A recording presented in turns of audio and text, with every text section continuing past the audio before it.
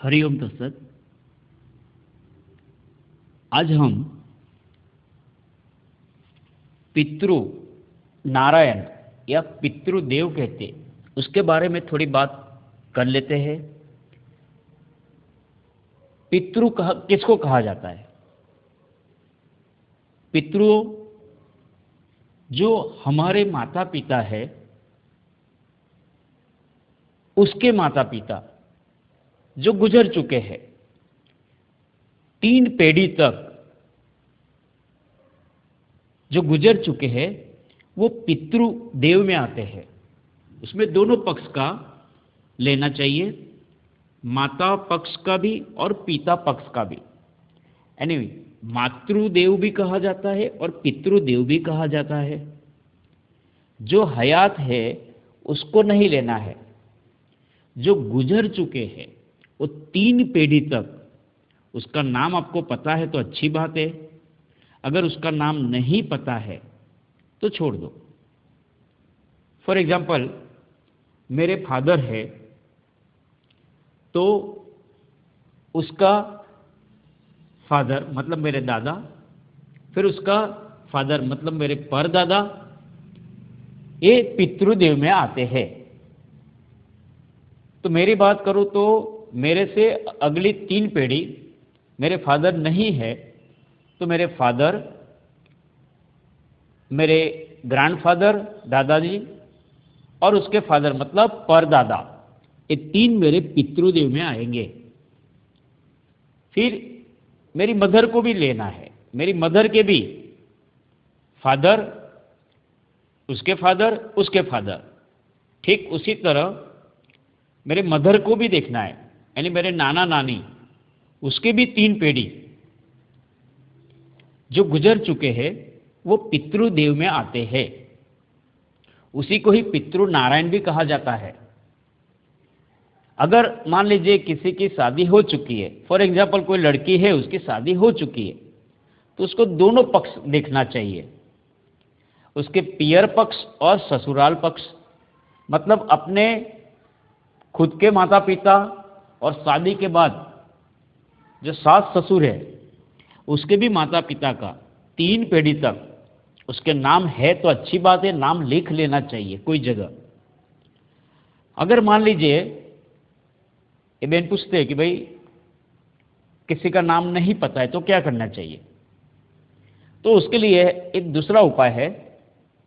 अगर मान लीजिए आपके फादर यानी पुरुष तत्व जो कहते हैं उसको कोई नाम याद नहीं है, तो 3 पीढ़ी का ब्रह्मा विष्णु महेश ऐसे नाम से आप उसको पूजा कर सकते हैं।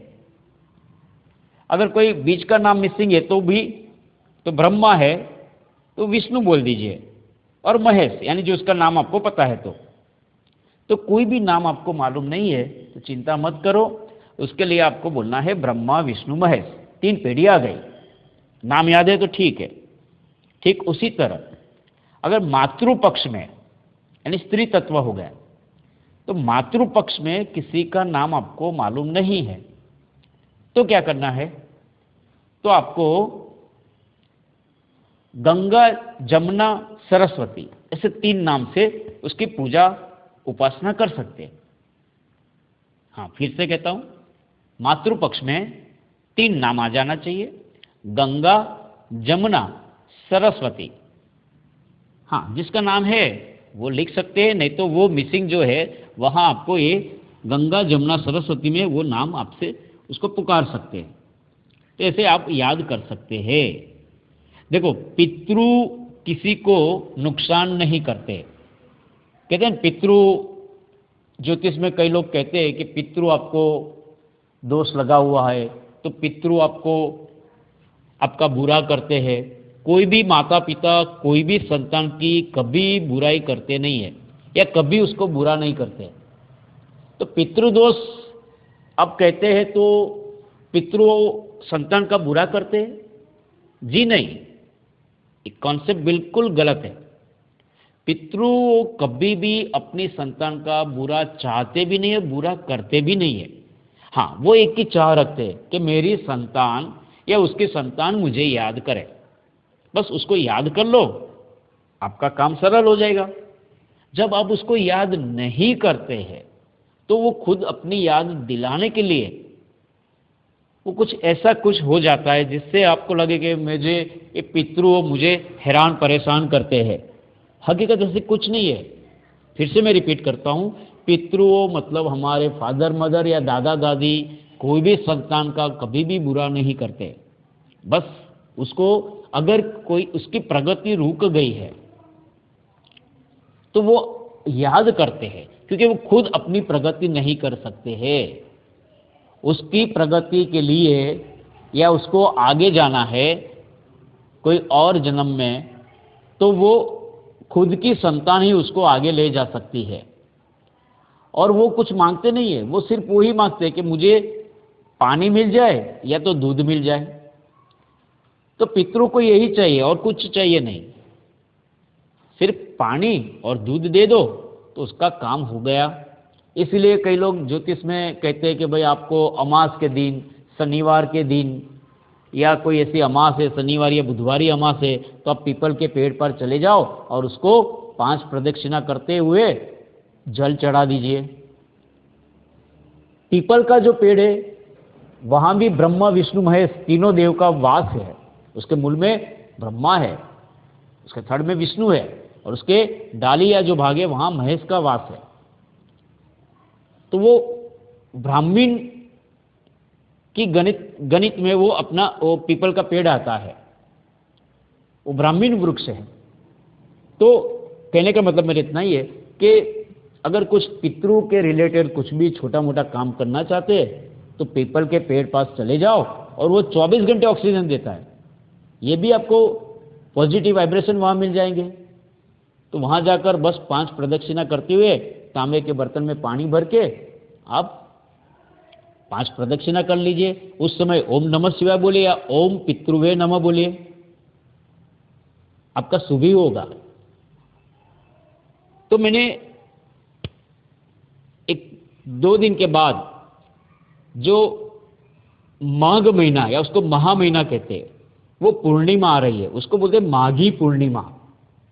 ये माघी पूर्णिमा के दिन आप एक छोटा सा अगर कुंडली में पितृदोष है तो ये प्रयोग कर सकते हैं। और मोस्ट ऑफ देखा जाए तो ये जो दोष ऐसे कई होते हैं ना, वो कैरी फॉरवर्ड होते हैं। अगर फादर मदर की कोई कुंडली में तो उसके बच्चों संतान की कुंडली में भी आता है। अगर वो अच्छे तरह से वो पूजा पाठ या कोई उपासना कर लेते तो वो दोष दूर होता है। फिर से मैं कहता हूं, आप ध्यान से समझ लीजिए, कोई भी हमारे पितृ जो होते हैं या फादर मदर होते हैं या दादा दादी या नाना नानी, कोई भी जो गुजर चुके वो पितृ देवम्याते पितृ नारायण कहा जाता है। वो कभी भी कोई भी अपनी संतान का बुरा चाहते नहीं है। तो वो गलत फहमी में मत रहना। आजकल कई लोग कहते हैं, मजाक में भी कहते हैं कि पितृ उसको हैरान परेशान कर देते हैं। गुजराती में कहते पितृ नड़े छे, એવું कोई नड़तू नहीं। कोई किसी को हैरान परेशान नहीं करता है। तो ये बात यहाँ क्लियर कर लेता हूं मैं। लेकिन वो पितरों क्या कहते हैं, बस आप मुझे याद करो। देखो, मेरा ये जन्म हुआ है, उसका कारण क्या है? मेरे फादर मदर वो एक निमित्त बने हैं। परम शक्ति कृपा से मेरा जन्म हुआ। वो परम शक्ति एक शक्ति काम करती है, उसको कोई भी नाम से पुकार सकते हैं। उसको प्रभु कहो, ईश्वर कहो, अल्लाह कहो, यीशु कहो, या जो धर्म जो संप्रदाय को मानते हैं आप, वो परम शक्ति एक है। लेकिन उसके पीछे मेन कारण क्या है? फादर मदर भी ये निमित्त बने हैं। और मेरे फादर मदर क्यों है? तो उसके लिए मेरे दादा दादी निमित्त बने हैं, नाना नानी हो गए। कहने का मतलब मेरा इतना ही है कि मेरा जो ये जन्म हुआ है उसके पीछे मेरे फादर मदर वो निमित्त मात्र है। तो मुझे क्या करना चाहिए? बस उसको याद करना चाहिए। देखो, 2-3 ऋण है ना, हम कभी भी इससे मुक्त नहीं हो सकते हैं। जैसे कि मातृ ऋण, पितृ ऋण, आप कभी इससे मुक्त नहीं हो सकते। दूसरा है गुरु, या जिसने आपको कुछ सिखाया है वो गुरु का ऋण, कभी आप उससे मुक्त नहीं हो सकते हैं। और तीसरा देव ऋण भी आता है। ये दो चार ऐसे ऋण है, ऋण में से आप कभी मुक्त नहीं हो सकते हैं। उसके लिए तो आपको कोई पॉजिटिव कार्य ही करना पड़ेगा, कोई शुभ कार्य कीजिए जिससे इससे आप मुक्ति मिल सकती है, यानी उससे थोड़ा भी आप मुक्त हो सकते हैं। 100% तो कभी भी मुक्त नहीं होने वाले, क्योंकि मेरा इस जन्म में मैंने जो कुछ प्राप्त किया है उसके पीछे मेरे फादर मदर हैं। अगर मेरे फादर मदर निमित्त बने ठीक है, लेकिन उसने जन्म ही नहीं दिया होता तो सोचो आप, ये मेरा जन्म ही नहीं होता तो मैं कुछ ये जो कुछ मैंने प्राप्त किया है कुछ नहीं कर सकता। तो फादर मदर को भी याद करना चाहिए। इसीलिए कहते हैं फादर मदर जो होते बच्चों का कभी बुरा नहीं करते, लेकिन हम भूल जाते हैं, जिसके कारण हम कुछ मुश्किल में आते हैं।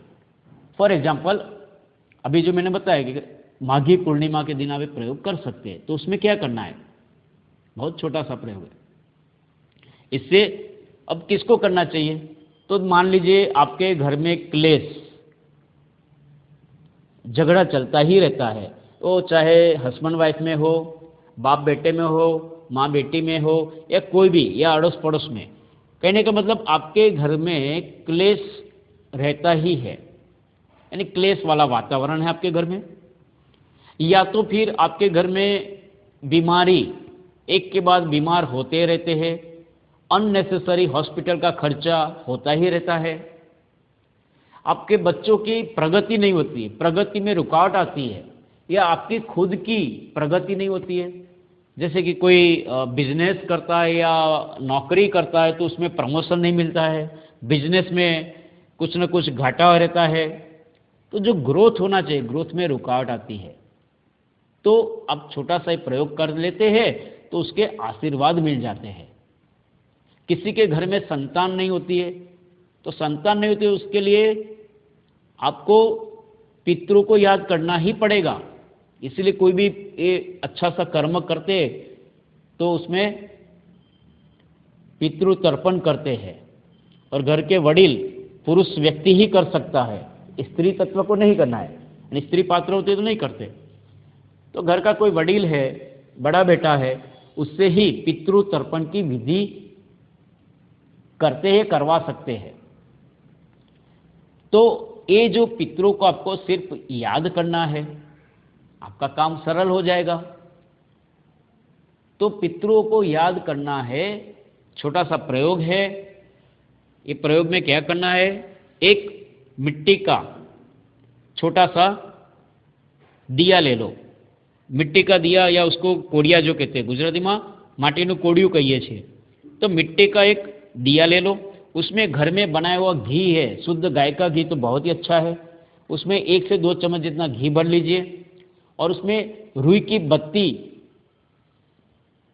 लंबी बनानी है, हाँ सीधी नहीं, वो खड़ी बैठती बैठक वाली नहीं, वो लंबी बत्ती बना लीजिए, करीब 2-3 इंच लंबी। हाँ, तो वो कोड़ी जो दिया है उसमें रख देना है, घी भर दो। अब क्या करना है, संध्या काल में जो मैंने टाइम निकाला है 14 फरवरी 2014 फ्राइडे है, शुक्रवार के दिन शाम को 6:35 से लेकर 6:55, 6:35 टू 6:55 मिनट्स, ये 20 मिनट का समय उसमें ही ये विधि कर लेनी है। तो आप घर का कोई भी एक वडील, स्त्री पात्र अगर कोई पूजा करता है तो बहुत ही अच्छा है, या घर में आप 2-3 सभ्य है, सभी सभ्य एक साथ में पूजा कर सकते हैं, उसमें कोई भी एक व्यक्ति करेगा चलेगा। तो क्या करना है, स्नान करके अच्छे फ्रेश नए कपड़े पहनकर अपना किचन पे चले जाओ, जहां आप मटका रखते हैं, पानी पीने का मटका, उसको हम बोलते हैं पनियारा, पनियारा, हाँ, जहां आप पानी पीने का रखते हैं। आजकल तो एक्वागार्ड आ गया है, ठीक है, कुछ भी लगाया है चलेगा। तो वो पानी का पीने का जो कुछ जगह है वहीं पर वो प्लेस अच्छी तरह से साफ कर दो। वहाँ वो जो प्लेटफॉर्म है ना, वो यस, उसको थोड़ा हल्का सा साफ कर लो। फिर वहाँ 2-4 चावल रख दीजिए, उसके पर ये दिया रखना है, वो जला दीजिए।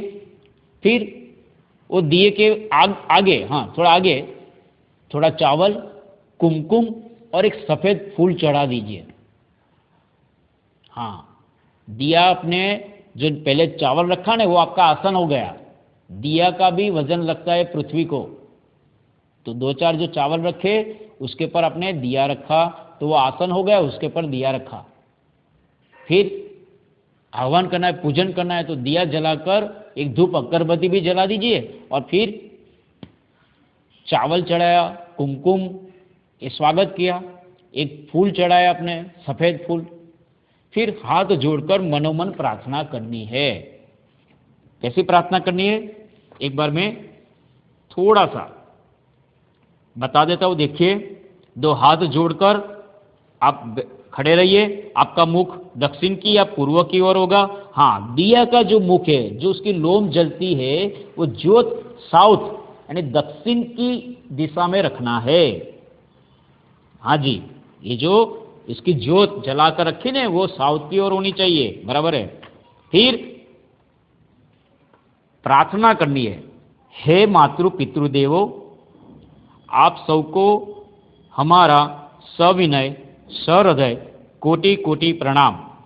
हम आपको प्रणाम करते हैं, नमस्कार करते हैं। आप हमारे प्रणाम स्वीकार कीजिए और आप हम पर प्रसन्न होइए। हम आपसे प्रार्थना करते हैं कि अगर कुछ जाने अनजाने में हमारे से कोई भूल हुई है, आपसे कुछ दुख पहुंचा है, तो वो अपराध से हमको क्षमा कीजिए, हम क्षमा मांगते हैं। तो ऐसा अपराध हम दोबारा न करें, ऐसा हमको मार्गदर्शन दीजिए, हमको ऐसी सद्बुद्धि दीजिए जिससे हम अच्छे सद्कार्य करें और ये मेरा, आपका, सबका, ये पूरे वंश का हम नाम रोशन करें। बस यही आपसे विनती है। और हम पर जो कुछ दुख है, दर्द है, संकट आया हुआ है, या कोई समझ में ना आए ऐसी कोई बातें, घटनाएं घटती है, तो वो शरीर का, मन का जो कुछ दर्द है, सब आप उसको दूर करो, ऐसी मन में प्रार्थना कर सकते हैं। और कहना है, बार बार मैं आपको नतमस्तक होकर प्रार्थना करता हूं कि आपकी कृपा, आशीर्वाद हम पर, हमारे परिवार के सभी लोगों पर बरसाते रहो, हमको सुख शांति संपत्ति देते रहो, और हमको यश मिले, हमारी सब संतानें सुख में रहे और उसकी खूब अच्छी वृद्धि हो, उसके हर एक कार्य में उसको सफलता मिले, और हमारे हाथों से, हमारी वाणी के द्वारा शुभ कार्य हो, सबका अच्छा हो, और हमारा कुल का नाम रोशन हो। बस यही प्रार्थना हम करते। आपके शुभ आशीष हम पर, हमारे कुटुंब के सभी परिवारजनों के पर बरसाते रहो, और हम सबको आप सुखी करो। बस इतनी ही प्रार्थना करनी है। आपका काम अच्छा होगा, उत्तम होगा। ये कुछ भी काम करते हैं, श्रद्धा विश्वास के साथ करो, आपको 100% इसका रिजल्ट मिलेगा। क्योंकि माघी पूर्णिमा ऐसी है कि जो पितृलोक कहते हैं, साइंस अभी तक वहाँ नहीं पहुँचा है, लेकिन एक योनि है, तो जो अतृप्त आत्माएं होती है, तो वो पृथ्वी के नज़दीक आती है। ये महा महीना या माघ पूर्णिमा के वक्त वो नज़दीक आती है, और संध्या काल में ये प्रयोग कर लेते तो उसका रिजल्ट बहुत ही बढ़िया मिलता है। और हो सके संध्या काल के बाद में 2 मिनट जाने दो, उसके बाद की 20 मिनट पकड़ लीजिए, कि 20 मिनट में आप ये कार्य कर लेंगे, आपको अच्छा ही लाभ मिलेगा। तो इसी तरह हम अपने पितरों को याद कर सकते हैं। बस याद कर लिया, और प्रभु से भी प्रार्थना कि उसका अच्छी गति हो, सदगति हो, और उसके आशीर्वाद हम पर बरसते रहे। बस इतना ही करना है। आप सबका शुभ हो, कल्याण हो, यही प्रभु से प्रार्थना। अस्तु। हरिओम तत्सत।